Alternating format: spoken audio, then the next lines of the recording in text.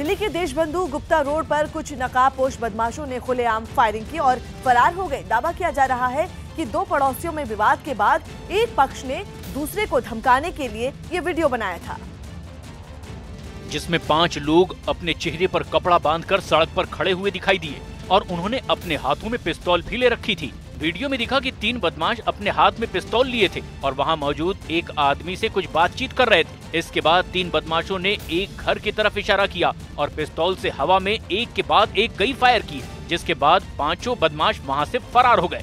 Police का दावा है कि फायरिंग का वीडियो लगभग 1 हफ्ते पुराना है। बर्फीले तूफान के बाद बचाव के काम में जुटी सेना। लद्दाख के खारदुंगला इलाके में बर्फीले तूफान के बाद बचाव के काम में जुटी सेना ने 7 लोगों के शव बरामद किए। पटना पुलिस ने बदमाशों को गिरफ्तार करने के बाद उनके पास से भारी मात्रा में हथियारों के साथ बुलेट प्रूफ जैकेट भी बरामद की। बिहार के कटिहार में एक मजदूर ने पैसे मांगने पर पिटाई का आरोप लगाया, जिससे नाराज मजदूर के परिजनों ने जमकर हंगामा किया। बिहार सरकार में मंत्री खुर्शीद आलम ने मंदिर की प्राण प्रतिष्ठा के लिए निकाली गई कलश यात्रा में शामिल होकर जय श्री राम के नारे लगाए।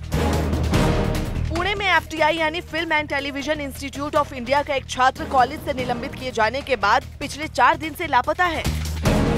प्रयागराज के कुंभ मेले के दौरान किसी विवाद को लेकर नागा साधु ने श्रद्धालुओं पर हमला कर दिया, जिसके बाद पुलिस ने 2 नागा साधुओं को हिरासत में ले लिया। सूडान की राजधानी खार्तूम में हजारों की तादाद में लोगों ने वहां की सरकार के खिलाफ लगातार चौथे हफ्ते प्रदर्शन किया। इन लोगों ने चीजों की बढ़ती कीमतों और आर्थिक तंगी का विरोध करते हुए राष्ट्रपति का इस्तीफा मांगा, जिनके प्रदर्शन के दौरान पुलिस वालों ने उन पर ताबड़तोड़ फायरिंग शुरू कर दी। ये लोग सरकार के खिलाफ शांति से प्रदर्शन कर रहे थे, लेकिन आरोप है कि सरकार ने उन पर काबू पाने के लिए सेना का इस्तेमाल किया, जिसके बाद सभी प्रदर्शनकारी सड़कों पर जान बचाकर भागते नजर आए। हालांकि इसके बावजूद कुछ लोग पोस्टर और बैनर लेकर दूसरी जगह जमा हो गए। हथियारबंद सेना के जवानों ने वहां की गलियों और मकानों में भी विरोध जता रहे लोगों की तलाश की और जो भी मिला उसकी बुरी तरह पिटाई की। पुलिस और सेना के हमले में घायल हुए लोगों को बाद में अस्पताल में भर्ती कराया गया। उत्तर प्रदेश के संभल में एक दारोगा ने बिजली विभाग के कर्मचारियों का विरोध कर रहे लोगों को सरेआम धमकी दी। आरोप है कि लोगों ने जमीन के अंदर केबल डालने आए कर्मचारियों के साथ मारपीट कर उन्हें वहां से भगा दिया। लेकिन कुछ देर बाद बिजली विभाग के कर्मचारी पुलिस वालों के साथ वहां फिर से पहुंच गए। इस दौरान सादी वर्दी में आए एक दारोगा से लोगों की बहस हो गई, जिसके बाद दारोगा ने अपनी पिस्तौल निकाल ली। दारोगा के पिस्तौल निकालते ही लोगों का गुस्सा और भड़क गया। लोगों के बढ़ते हंगामे को देखकर दारोगा पीछे हट गया। इस दौरान वहां मौजूद दूसरे पुलिस वालों ने हंगामा कर रहे लोगों को समझाने की कोशिश की। कुछ देर बाद पुलिस के कुछ अधिकारी भी वहां पहुंच गए। उन लोगों द्वारा विरोध किया गया जो अवैध कटिया कनेक्शन डाल के विद्युत चलाते हैं। इससे पहले लोगों ने बिजली विभाग के कर्मचारियों से मारपीट भी की, जिसमें कई कर्मचारी घायल हो गए। समुद्र में 9 घंटे से मौत से जंग लड़ रहे 6 मछुआरों को भारतीय कोस्ट गार्ड ने काफी मशक्कत के बाद बचा लिया। 6 जनवरी को पाकिस्तान मरीन्स ने भारतीय सीमा के इन मछुआरों की बोट को धक्का मारकर डुबो दिया था, जिसके बाद भारतीय मछुआरे 9 घंटे तक समुद्र में तैरते रहे। इस बीच एक कार्गो शिप ने भारतीय कोस्ट गार्ड को इस घटना की जानकारी दी, जिसके बाद कोस्ट गार्ड की टीम इन मछुआरों तक पहुंची और फिर अपने शिप के जरिए इनको सुरक्षित जगह पर पहुंचाया। कोलकाता में ममता बनर्जी के नेतृत्व में रैली के बाद अब विपक्ष ने ईवीएम से छेड़छाड़ के मुद्दे पर एक कमेटी बनाई है, जो चुनाव आयोग को इस मुद्दे पर अपने सुझाव देगी। विपक्ष ने अपनी इस कमेटी में कांग्रेस के अभिषेक मनु सिंघवी, समाजवादी पार्टी अध्यक्ष अखिलेश यादव और बीएसपी नेता सतीश मिश्रा के साथ साथ दिल्ली के मुख्यमंत्री और आम आदमी पार्टी के संयोजक अरविंद केजरीवाल को सदस्य बनाया है। ममता बनर्जी के मुताबिक विपक्ष चुनाव आयोग से ज्यादा वीवीपैट के इस्तेमाल की मांग करेगा। इससे पहले ममता बनर्जी की रैली में फारूक अब्दुल्ला ने ईवीएम को चोर मशीन करार दिया। ये जो मशीन है जिसे इलेक्ट्रॉनिक वोटिंग मशीन कहते हैं, ये चोर मशीन है। ईमानदारी से ये चोर मशीन, और मैं इन सब लीडरों से गुजारिश करूंगा, इस मशीन को खत्म करना चाहिए।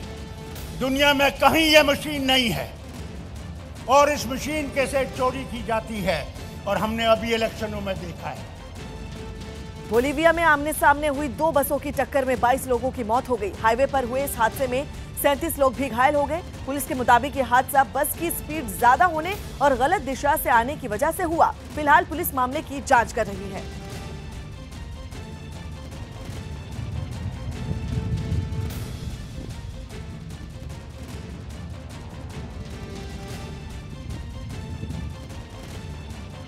इंदौर में टोल प्लाजा पर तोड़फोड़। एमपी के इंदौर में कुछ लोगों के टोल प्लाजा पर तोड़फोड़ करने का वीडियो सीसीटीवी में रिकॉर्ड हो गया। नोएडा के सेक्टर 78 में एक चलती कार में अचानक आग लगने के बाद ड्राइवर ने गाड़ी से कूदकर अपनी जान बचाई। हरियाणा के नूह में एक स्कूल के बाहर खड़ी मोटरसाइकिल को चुराते 3 लोगों का वीडियो सीसीटीवी में रिकॉर्ड हो गया। बिहार के मुजफ्फरपुर में एक बाइक को बेहद आसानी से चुराते एक बाइक चोर की तस्वीर सीसीटीवी में रिकॉर्ड हो गई। तमिलनाडु के कोयम्बटूर में एक सरकारी स्कूल के टीचर पर मां और पत्नी की जहर देकर हत्या करने का आरोप लगा। यूपी के लखीमपुर खीरी में शॉर्ट सर्किट की वजह से मुर्गियों के एक फार्म में आग लग गई, जिसमें 1000 मुर्गियां जलकर राख हो गयी। राफेल के मुद्दे पर रक्षा मंत्री निर्मला सीतारमण ने एक बार फिर कांग्रेस पर पलटवार किया है। निर्मला सीतारमण ने कांग्रेस से सवाल पूछा कि एयरफोर्स को लड़ाकू विमानों की कमी थी तो विमान खरीदने में 10 साल जाया कर दिए। निर्मला सीतारमण ने कहा कि देश की रक्षा का सवाल था तो राफेल की डील को यूपीए सरकार ने अंतिम रूप क्यों नहीं दिया। इतना ही नहीं, निर्मला सीतारमण ने कहा कि देश के प्रधानमंत्री को किसी भी देश से रक्षा सौदे पर बात करने का अधिकार है और इसमें कोई गलत बात नहीं है। प्रधानमंत्री की पहल के बाद ही दोनों देशों की टीम समझौतों पर आगे बढ़ी थी। रक्षा मंत्री डील साइन करने के समय वो ही साइन किया है। एक्सप्रेशन ऑफ इंटरेस्ट के समय उनको साथ ले नहीं गया, इसीलिए करप्शन हो गया है। ये गलत इंटरप्रिटेशन है भैया। प्रधानमंत्री इस देश का, उस देश का राष्ट्रपति से बात कर रहे हैं और एक्सप्रेशन ऑफ इंटरेस्ट का मतलब क्या, इस विषय में हम हमारी टीम को भेज सकते हैं आपके टीम के साथ बैठने के लिए, बात करने के लिए, उतना तो हो रही है। उसका भी अधिकार नहीं है क्या प्रधानमंत्री को? प्रयागराज में कुंभ मेले में अचानक आग लग गई। ये आग कुंभ मेले के सेक्टर 13 में लगी, जिसमें कि पंडाल जलकर राख हो गया। आग की वजह से काफी देर तक मेला परिसर में अफरा तफरी मच गई। मौके पर पहुंचे फायर ब्रिगेड के कर्मचारियों ने काफी देर की मशक्कत के बाद आग पर काबू पाया। बताया जा रहा है कि पानी गर्म करने के समय ये आग लगी। अभी तक की जानकारी के मुताबिक इस आग में करीब 10 लाख रुपए का नुकसान हुआ है। तो वहाँ जो पानी गर्म करने वाला राड था, उसमें 3 राड मिले हमको, उसी के मतलब लगाने से हुआ है। जो तार गर्म हो गया है, फाल्ट कर दिया है, उससे आग लगी है। तो कितनी क्षति, कितना नुकसान हुआ है वहाँ पे? उनके बताने में तो बता रहे हैं 10 लाख का हुआ है। कर्नाटक में सरकार बचाने और नाराज विधायकों को मनाने के लिए कांग्रेस के वरिष्ठ विधायक मंत्री पद छोड़ने को भी तैयार हो गए हैं। कांग्रेस नेता और कर्नाटक सरकार में मंत्री डीके शिवकुमार के मुताबिक नाराज विधायकों को मनाने के लिए उनकी पार्टी के वरिष्ठ मंत्री इस्तीफा देने के लिए भी तैयार हैं। डीके शिवकुमार ने कहा कि अगर आलाकमान चाहेगा तो सबसे पहले वो इस्तीफा देने को तैयार हैं और पार्टी हित में उनके दूसरे सहयोगी भी ऐसा करने को तैयार हैं। कांग्रेस नेता ने दावा किया कि वो नाराज कांग्रेस विधायकों के संपर्क में है और सरकार को किसी तरह का खतरा नहीं है।